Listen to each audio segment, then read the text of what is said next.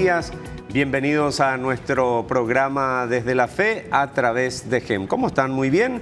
Espero que sí. Hoy es Domingo de Ramos. Estamos iniciando con esta celebración la Semana Santa.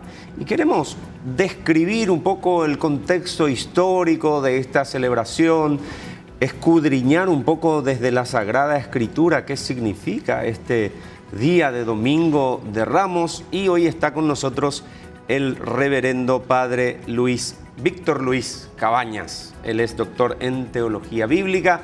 Ya nos acompañó en otras oportunidades para hablar de distintos temas. ¿Qué tal, padre? ¿Cómo estás? ¿Qué tal, Mariano? Gracias por estar nuevamente con nosotros. A ustedes y que gracias por esta invitación, poder compartir en este día tan especial, ¿verdad? Así es. En que comenzamos el camino de la Semana Santa. Vamos a centrarnos en nuestro tema del día. Primero, padre, comencemos hablando del significado de las palmas y sobre todo en qué contexto se da este tema de la entrada triunfal de Jesús en Jerusalén. No nos olvidemos que es dentro del pueblo y la cultura judía.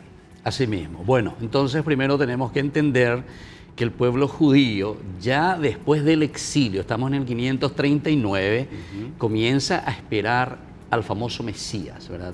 El mesianismo, que es la solución que ellos están esperando para una situación bien difícil por la que ellos están pasando. Hablamos de una situación política, social, económica, porque siempre la religión responde, ¿verdad?, al contexto cultural histórico, ¿verdad? Y entonces, como todos los reyes que pasaron en el tiempo de Israel no le dieron la solución, se encuentran en el exilio y desde ahí comienzan a esperar al Mesías, es decir, a un rey que se ponga los pantalones y que valga la pena, que nos saque de esa situación tan difícil. Un ¿verdad? rey que ya no defraude, ¿verdad? Exactamente, así mismo. Como nosotros hablamos de un presidente que valga la pena y así sucesivamente, ¿verdad? O sea, buscando a alguien que dé solución, ¿verdad? Y entonces eso es el Mesías, el ungido. Mesías en hebreo quiere decir el ungido, el que es llamado justamente por Dios, porque ellos miran desde un aspecto religioso, ¿verdad? Entonces ellos no están separando la parte política del aspecto religioso y entonces están esperando. Por eso ante esta preguntita que decía el significado de las palmas, incluso cuando Jesús entra a Jerusalén, están esperando al Mesías. No es Jesús el primero y el único que se había presentado como Mesías, ¿verdad? Sino que otros también ya fueron entrando.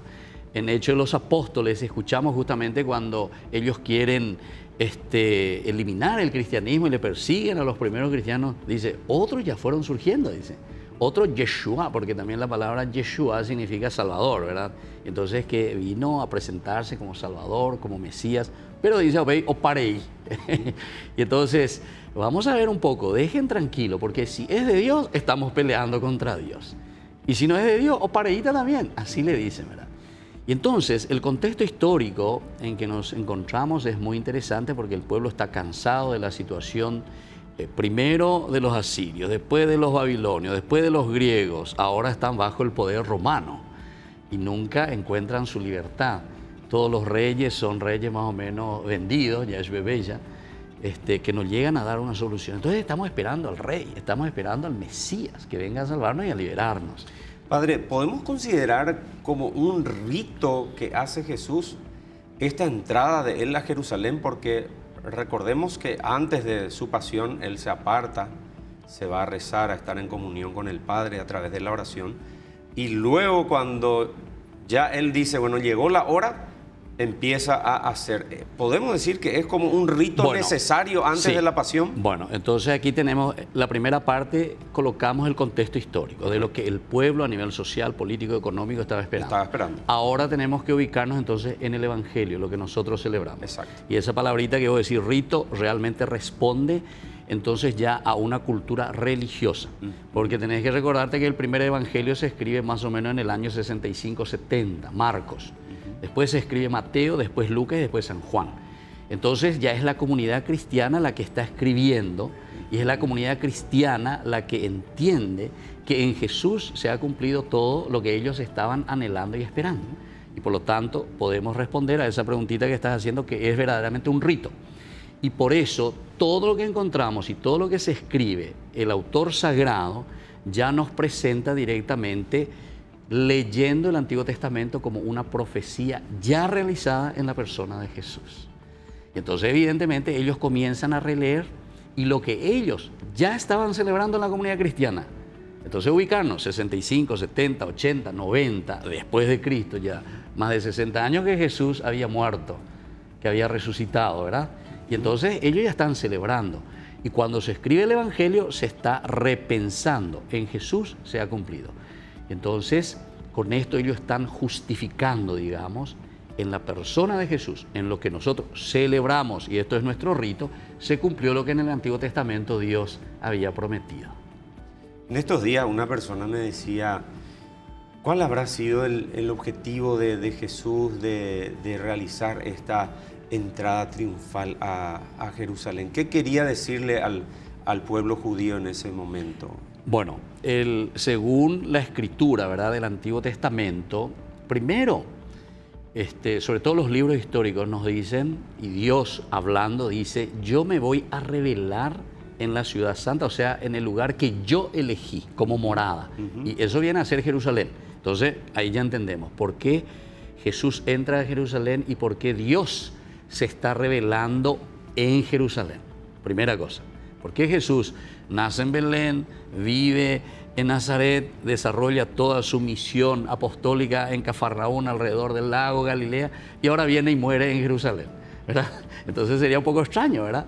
Pero sin embargo, porque justamente según las Escrituras, sobre todo, como te dije, los libros históricos hablan cuando Dios directamente presenta, yo me voy a revelar, dice al pueblo, voy a cumplir con las profecías del Antiguo Testamento, de toda esta historia de salvación, en Jerusalén. Entonces, cuando Jesús entra a Jerusalén, en realidad nos está explicando y nos está mostrando con las palmas, el manto, el burrito, con significados bien concretos del Antiguo Testamento. Las palmas significa nueva vida. La palma significa el triunfo de alguien que está por comenzar algo nuevo. Entonces, ahí entonces ya por eso es que le saludan con los ramos, con las palmas que le están recibiendo al rey, o sea, al ungido, al Mesías, ¿verdad? Segundo, los mantos. Es decir, dice que extienden, ponen sobre el burrito también. Los 4 evangelios nos hablan de esto porque es esencial y fundamental. Aquí pues está la fe cristiana. Y esto significa, el manto siempre significa la dignidad. Lo que entonces el Mesías está trayendo para el pueblo de Israel a través del cristianismo, en la persona de Jesús, que es el Mesías, quien cumple las promesas, entonces encontramos que la dignidad del hombre vuelve a ser recuperada a través del Mesías. Aquí está, por fin, un imagen de la Mesías, nuestra dignidad. Ellos estaban siendo pisoteados, como te dije, bajo el imperio asirio, babilónico, persa, griego, ahora de los romanos, y entonces por fin, nos va a sacar. A veces, padre, incluso en la actualidad, yo creo que la humanidad en general siempre espera como el Mesías solucionador de conflictos. A veces no mitad solucionar de problemas. Claro. ¿Verdad? Sí. Sin embargo, no tiene que ser así. Nosotros tenemos que también poner nuestra parte. Así mismo. Bueno, realmente es así. Por eso nosotros hablamos desde el Antiguo Testamento una historia de salvación. Ajá. Hay un autor famoso, ¿verdad?, que se llama von Rad, un alemán ya en el 1962, con esta idea muy interesante. Él llama que toda la Biblia es una historia de salvación. Evidentemente que en la Biblia nosotros encontramos muchos elementos que son bien pensados, pero teológicamente, ¿verdad? Pero entonces quiere decir que el autor sagrado tenía y estaba pensando desde una teología, es decir, cómo Dios se manifiesta y cómo Dios actúa y se revela en la historia del hombre. Por eso es que Abraham, ¿verdad?, en el capítulo 12 del Génesis nos habla que Dios le elige a Abraham y le dice, quiero formar contigo un pueblo, que sería el pueblo elegido. Pero a través de este pueblo, ustedes son los que tienen que sacar el pecado del mundo. Entonces, no es que Dios le está prometiendo y le está diciendo, exacto. Entonces, eso que vos estás diciendo es cierto, porque muchas veces nuestra gente quiere todo que venga desde arriba. Y yo le rezo nomás a Dios y que Dios me solucione. En la comodidad del sofá. Con el aire acondicionado. ¿Verdad? O sea, por lo menos todo el Antiguo Testamento ya nos habla de eso. Dentro de nuestra historia, Dios actúa, Dios está presente. Y te mande inteligencia, libertad, voluntad, capacidad de amar. ¿Qué será? Dale, fuerza. Tenés las capacidades y yo estoy contigo, caminando contigo, para que puedas salir de esa situación, ¿verdad? Entonces, por eso que también necesitamos mucha formación, ¿verdad? Y este Domingo de Ramos para nosotros está significando justamente eso. Aquí llega el Mesías, pero el Mesías que se va a presentar, ¿cómo entra? Me estaba diciendo, lo del burrito, por ejemplo, ¿verdad? ¿Por qué entra con un burrito Jesús? Tendría que entrar sobre un caballo, con la espada en la mano y decir, nada, ayuye, dale, únanse, fuerza gente, revolución, mi reinado, contra los romanos, dale, fuera de aquí. Eso era independencia, con ellos lo que estaban esperando. Por eso te decía, ese primer contexto histórico, ellos buscaban la independencia política, independencia económica, independencia social. Ellos estaban siempre bajo el régimen de algún imperio. Pero aquí te está presentando y te está diciendo, el Mesías que viene es un Mesías humilde, sencillo, apego y dice el aburrito. Y ante hoy por un término, no sé, vos cuando era chico, si ustedes decían, el burrito lleva carga y no lo siente. Bueno, pero para decir, ¿verdad?, que esta es la humildad y la sencillez. En la profecía de Zacarías, capítulo 9, del 9 en adelante, eso te describe muy bien. Entonces, ciertamente que ya estamos también en un momento apocalíptico, se llama, ¿verdad? Ya esperando y dice, alguien tiene que venir a salvarnos. Vea. Políticamente nadie le salvaba. La Mesías como David, que ellos estaban esperando, soy el caballo, caballo parejero poná lleva, que venga y ahí el rey, ¿verdad? Que viene con la espada y todos se le unen y vamos a luchar. Jesús rompió el esquema de la gente. Totalmente. Porque hubo un burrito totalmente. Y por eso es que después los judíos no le aceptan como Mesías. ¿Qué es lo que ellos estaban esperando? Estaban esperando justamente que venga un Mesías. Ya, dijeron ellos. Exactamente. Y eso es lo que después va a suceder, ¿verdad? Justamente más adelante lo van a crucificar. Por eso es condenado, ¿no? Bien, nosotros vamos a ir a la pausa. Estamos hablando con el reverendo padre Dr. Víctor Luis Cabañas. Él es doctor en teología bíblica, hablando un poco de este inicio de la Semana Santa con el día del Domingo de Ramos. La Iglesia incluso nos va marcando a través de las lecturas, pero también a través de los colores. No se olviden que comenzamos la Cuaresma con el color morado, ¿sí? Este Domingo de Ramos se usa el color rojo, justamente ya anunciando el inicio del proceso de la pasión, muerte, y después usamos el color blanco el sábado de gloria, ya a la noche, ya cambiamos el color, ¿sí? Ya es el color blanco. Si es que la Iglesia nos va demostrando de distintas maneras cómo tenemos que ir viviendo este tiempo tan especial, tiempo de Semana Santa. Después ya vamos a continuar con el Padre reflexionando y profundizando un poco qué significa la Semana Santa para el cristiano, para los católicos. Nos vamos a la pausa y ya volvemos.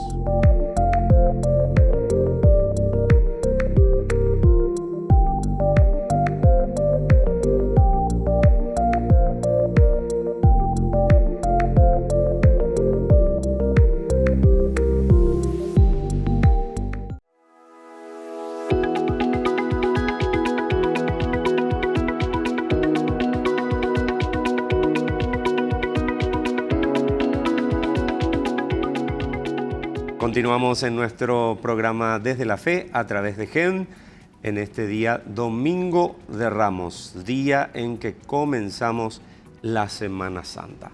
Estamos con el reverendo padre Víctor Luis Cabañas, él es doctor en teología bíblica y hablábamos desde el aspecto bíblico, histórico de este día de Domingo de Ramos. Y padre, hay algo que también siempre me llama la atención, ese pueblo que lo aclamaba, que lo vitoreaba, que decía aleluya, este es nuestro rey. Finalmente, gran parte de ese mismo pueblo que lo aclamaba como rey, lo condena. ¿Podemos reflexionar al respecto, por favor? Sí. Entonces, la primera parte estuvimos hablando de esa pregunta que hacías, el contexto histórico, ¿verdad? O sea, cómo el pueblo le está esperando a este Mesías. El Mesías tenía que venir a salvar al pueblo, ¿verdad? Pero ¿qué es lo que ellos se encuentran ahora? Ellos se encuentran con un Mesías, entre comillas, vamos a decir, que de cierta manera les está estafando. Eso es lo que ellos en realidad socialmente, antropológicamente, ¿verdad? Políticamente, socialmente le están encontrando a este Mesías. Porque lo aclaman, bendito el que viene, por fin, Oulañan de Rey, el que nos va a salvar, ¿verdad? Pero ¿qué pasa después? Nosotros tenemos ese Jueves Santo y el Viernes Santo en que Jesús es tomado preso, lo llevan, lo condenan, lo golpean, lo flagelan. Entonces, un juzgamiento exprés, dicho sea de paso.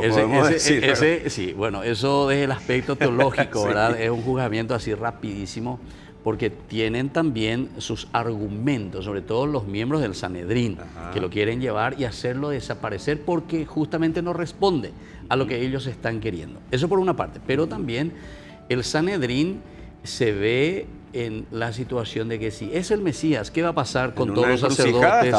Claro, ¿qué va a pasar con los sacerdotes, con los escribas, con los fariseos? ¿Qué va a pasar con ellos? Van a tener que desaparecer. O mango la Mesías. Sí. Ellos ya no van a tener poder. Ese también es otro problemita. Van a perder su espacio. Ahí mismo. Bueno, ese es un problemita, pero secundario, digamos, ¿verdad? Pero miremos un poco del aspecto teológico que vos estás diciendo. Este Mesías no responde entonces en este momento a lo que ellos estaban esperando y ellos querían que venga, que les salve, que les libere y le están encontrando. Pilatos le dice, he aquí el hombre. Eche uomo, le dice y le presenta ahí frente a la multitud. Recordemos que en Jerusalén, esos días de Pascua, Jerusalén más o menos unas 30.000 personas como ciudad podía recibir. Y ese día de la Pascua, o los 15 días más o menos en que la gente iba girando, que tenían que ir sí o sí a Jerusalén, pasaban más o menos 3 millones de personas. Un pueblito o una ciudad, si querés llamarla Jerusalén, de 30.000 dentro de los muros. Por eso es que estaban los famosos campamentos alrededor, las caravanas alrededor, pero para venir a cumplir con su Pascua. O sea que mucha gente, y ahí es donde todos se lanzaban y decían, aquí está el Mesías, aquí viene nuestro Salvador. Bueno, pero él les está frustrando. Primero ya entró sobre un burrito, la humildad, la sencillez, viene mi reino. ¿Viste? Ante las preguntas que le hace Pilatos. ¿Tú eres rey? Sí, soy rey. ¿Ok? Ande ya pues, bebé. Si eres rey, entonces mi reino no es de este mundo. Recordemos que se está escribiendo mucho después, decíamos, del año 70 en adelante. Entonces ya es una reflexión teológica, no una reflexión o un cronista, un periodista que está escuchando. Pilato, ¿qué le vas a preguntar? No es solo relatar los hechos. ¿Verdad? No es relatar los hechos así tal cual, ¿verdad? Y entonces, fíjate un poco, le presentan al hombre. ¿Cómo le presentan a este Mesías? Atado, ensangrentado, coronado de espinas, con un manto rojo, así todo cangú, así toda la noche golpeándole, etcétera, etcétera. Aquí está el Mesías, este es el Mesías de ustedes. ¿Qué dicen? ¿Qué responde el pueblo? Fuera ese, fuera, ¿qué andas ahí? Entonces, le dice, entonces, ¿a quién ustedes le quieren? ¿O a Barrabás o le quieren a este Jesús? ¿Quién es el Mesías para ustedes? Y claro, Barrabás ahí se presenta saltando y, dale pueblo, fuerza, etc. En esa película que habla un poco de Jesús de Nazaret, es interesante cómo le presenta a Barrabás, ¿verdad? Porque él viene y a soliviantar al pueblo. Peisa igual a la hipotada. Ese sí que es un revolucionario. Jesús, ¿cómo estaba? Ahí, ¿verdad? Encadenado. Y estaba, entonces, ¿qué clase de Mesías? Ese no es un Mesías para nosotros. Entonces, por eso es que ellos responden. ¿Y qué quieren que haga de este? No sé, hacerle crucifícalo. Ahí viene entonces. Y se entiende en la lógica, ¿verdad? Entonces, ¿por qué es que el pueblo después pide que este sea crucificado? Porque no responde a las expectativas nuestras. Y eso también nosotros encontramos que en todo en el Evangelio se va mostrando. Porque Marcos, por ejemplo, desde el título, Marcos 1.1 ya te dice que Jesucristo inició el Evangelio de Jesucristo, Hijo de Dios. Pero dicen, ¿pero qué clase de Hijo de Dios? Este que viene y está así ensangrentado aquí. Más adelante, en el 8:29 de Marcos también, ¿quién dice la gente que soy yo? Y ustedes, ¿quién dice que soy yo? Pedro dice, tú eres el Mesías. Pero Jesús enseguida le corrige y le dice, sí, soy el Mesías, pero atención, el Mesías va a padecer mucho, va a sufrir mucho, va a ser crucificado, va a morir, pero después va a resucitar. No, esa clase de Mesías no queremos. Pedro se enoja. Vamos a permitir. No vamos a permitir. Entonces Jesús, ¿qué le dice? Pedro, detrás de mí será Satanás, tentador. Yo no vine para eso, no me tientes, yo no vengo para ufanarme de un poder político terreno, ¿verdad? Yo lo que vengo es a liberar verdaderamente al pueblo, ¿verdad? Y entonces te das cuenta, estos elementos cuando llega entonces al final, tiene, en la lógica, tiene razón de ser. Porque entonces nos defraudaste, ¿qué será? Papio Pea, poco viniste aquí y te presentaste como el Mesías. Y sin embargo, mira qué está ahora pasando contigo. No estás demostrando ningún poder. Pero eso no solo sucede también ahí con Pilato.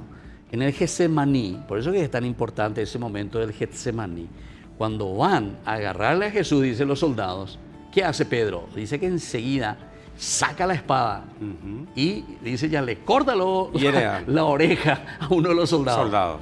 ¿Por qué? Y porque él pues estaba pensando que ese el momento en el cual ellos tenían que hacer la revolución contra el poder de Roma. Ahora viene el Mesías. Claro, Pedro seguía con ese pensamiento netamente humano, ¿no? Así mismo. Que es la comunidad. Sin comprender realmente la misión de Jesús. Claro. Recordemos que Pedro está respondiendo a la comunidad. En realidad, Pedro cuando está hablando por nosotros. Como nosotros, de cierta manera, le estamos llevando a Jesús o lo estamos teniendo. Entonces, una pregunta muy linda también para nosotros hoy, si vamos a actualizarnos, ¿qué clase de Jesús esperamos, verdad? Que venga a hacer todo por nosotros, ¿qué clase Mesías, verdad? ¿Qué clase liberador? Que venga a hacer todo por nosotros y mucha gente después se enoja y dice, no,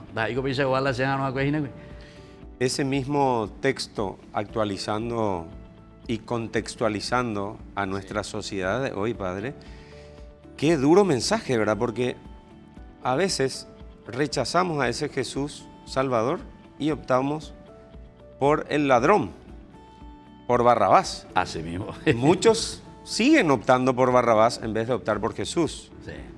Para muchos, ser honesto no es negocio, sino prefiere robar o ser parte de un status quo que roba al pueblo o también en el sector privado, no solamente hablemos del sector público, incluso estamos en un año electoral también.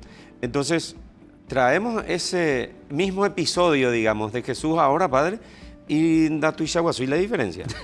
No, yo puedo decir que es por eso que el Evangelio siempre y la palabra de Dios es siempre actual, ¿verdad? Palabra eterna, o sea, de vida exactamente, eterna. O sea, lo que sucedió hace 2000 años, entonces se repite y se repite en cada momento histórico, ¿verdad? De una o de otra manera, porque aquí pues te está hablando más bien de una actitud, de una forma de ser, cómo nosotros respondemos al aspecto existencial del hombre, ¿verdad? Entonces, ¿de qué queremos ser liberados? Y cada sociedad es diferente. Y bueno, el año 1900 habrá tenido sus problemas. Hoy nosotros en el 2022 tenemos nuestros problemas. ¿Y cuáles son esos problemas de los cuales tenemos que ser liberados? Padre, aprovechando tu expertise en el tema de la Sagrada Escritura, hay un texto donde se resalta la humanidad de Jesús. Porque teológicamente decimos que Jesús es verdadero Dios y verdadero hombre. El Viernes Santo, Padre, ¿por qué me has abandonado, Jesús? Y muchas veces nosotros también, a veces clamamos y decimos, ñande yarango, se abandona, ya lleva. Entonces me gustaría un poco resaltar esa situación y esa figura de Jesús como verdadero hombre. Sí, entonces siempre fue la preocupación de la comunidad cristiana explicar bien que Jesús primero se ha encarnado. Todo el aspecto de la encarnación quiere decir justamente la humanidad de Dios, es decir, que entró a nuestra historia. La salvación se realiza entonces a través de la historia, porque hay un movimiento que se llama el movimiento apocalíptico y el cristianismo nace dentro del movimiento apocalíptico. Por eso había mucha tensión también con el judaísmo, ¿verdad? Porque el judaísmo no acepta mucho la cuestión apocalíptica, entonces lo deja de lado. El cristianismo nace en el contexto apocalíptico y entonces era como que miraban mucho el aspecto de Dios, Dios, Dios. Entonces es Dios el que viene, el que interviene, Dios el que hace. Sin embargo, con el misterio que nosotros decimos, ¿verdad?, de la encarnación, nos está mostrando directamente, y los evangelios insisten mucho en este aspecto, en la encarnación. Si San Juan leemos capítulo 1, el 14, y el verbo se hizo carne y habitó en medio de nosotros. San Lucas, el anuncio del ángel. Sí, pero yo no conozco varón, que esto, que aquello, ¿cómo va a ser? No te preocupes, ese es el aspecto de Dios, verdadero Dios. El Altísimo con su sombra te cubrirá, ¿verdad? Es decir, por eso el que nacerá será llamado Hijo del Altísimo, ¿verdad? Pero es la encarnación. ¿Entra en quién? En María. Entonces, esto es lo que nos hace entender la encarnación, Dios que entra en nuestra historia, ¿verdad? Y después, ciertamente, que viene ya todo el aspecto teológico. Cuando Marcos escribe, porque es el primero que escribe el Evangelio, comienza con su Evangelio, porque se nota que era un problema ya en la comunidad cristiana, comienza diciendo, inicio del Evangelio de Jesús, el Cristo. De ahí viene el nombre Jesucristo. Jesús, Yeshua, quiere decir Salvador. Quiere decir el aspecto humano de la encarnación. Y Cristo, Kyrios, quiere decir Señor, resucitado. El nombre Jesucristo, ya tengo muchas veces, ya es Jesucristo, anda ya es compuesto, decimos, digamos. Claro, decimos Dios encarnado y Dios resucitado. Dios hecho hombre y Dios verdaderamente, entonces, verdadero Dios, ¿verdad? San Juan lo escribe de otra manera, todo el prólogo del capítulo 1 al 18 es una maravilla. Al inicio, ¿verdad? En el principio era la palabra y la palabra estaba junto a Dios. ¿Qué es lo que está diciendo? Que este Jesús, a quien nosotros lo encontramos ahora, ya estuvo siempre, ¿verdad? Entonces, junto al Padre, a través de Él fueron hechas todas las cosas. Sin Él no hubiesen sido hechos nada de lo que tenemos, y así sucesivamente, ¿verdad? O sea, te presentan siempre los dos aspectos, verdadero Dios y verdadero hombre. Así estuvo con nosotros el reverendo padre Víctor Luis Cabañas, quien nos acompaña siempre gentilmente para hablar de distintos temas relacionados a la Sagrada Escritura. Señoras y señores, iniciamos entonces este Domingo de Ramos la Semana Santa. Que vivamos una semana de oración, de conversión y de encuentro profundo con el Señor. Recemos en familia, estemos con nuestros seres queridos y celebremos después la Pascua en familia. Que tengan un excelente domingo y excelente Semana Santa.